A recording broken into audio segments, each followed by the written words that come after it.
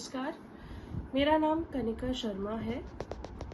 मैं masters in Hindu studies की student हूँ। मेरा PRN नंबर है 23110566।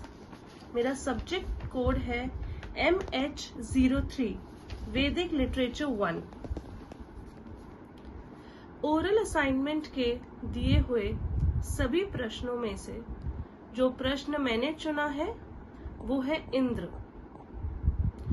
चारों वेदों में जो प्रथम और सबसे पुराना हिस्टोरिकली भी जो स्क्रिप्चर माना जाता है और वेदों में प्रथम ऋग्वेद में 1/4 देवराज इंद्र का जिक्र है। ऋग्वेद में और भी डीटीज के बारे में चर्चा है इंद्र के अलावा, जैसे अग्नि, मित्र, वरुण इत्यादि। जबकि मेरा टॉपिक इंद्र है, मैं इंद्र के ऊपर चर्चा करूंगी। देवराज इंद्र कहा जाता है कि वे इंद्रलोक और स्वर्ग में रहते हैं, देवताओं के राजा हैं।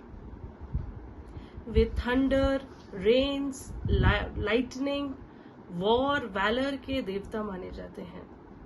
जब कहीं भी वर्षा ऋतु की बात हो, देवराज इंद्र को ही उनका आवाहन किया जाता है। ऋग्वेद में 1/4 देवराज इंद्र की प्रशंसा की गई है। सारे ऋषियों ने उनके बारे में, उनके वैलर के बारे में उनको प्रेज करते हुए ऋचाएं लिखी हैं।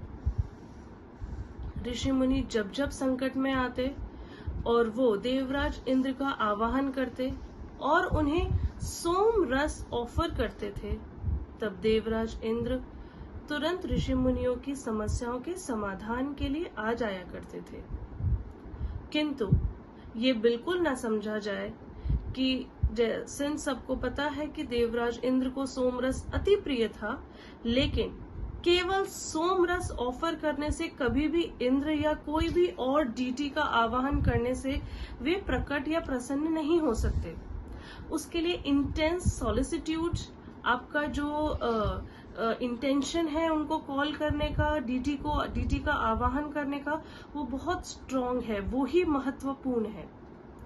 तो ऋषि मुनियों ने जब जब उनका आवाहन किया, उन्होंने उनकी समस्याओं का समाधान किया। कहा जाता है, ऋग्वेद में कहा गया है कि वो पीले रंग के घोड़ों की सवारी करते थे। कई जगह पे प्रचलित है कि वो ऐरावत नाम के हाथी पे उनका वाहन था। ऐरावत जो कि समुद्र मंथन से भी निकला हुआ माना जाता है, उनका वाहन था।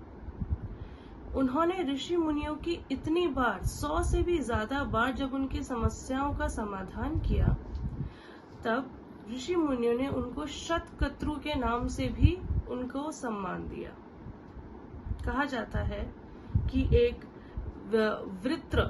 वृत्र राक्षस ने जब स्वर्ग के ऊपर अंधकार अपनी शक्तियों से, अपने बल से जब अंधकार ला दिया था, सभी देवी देवता परेशान हो गए थे।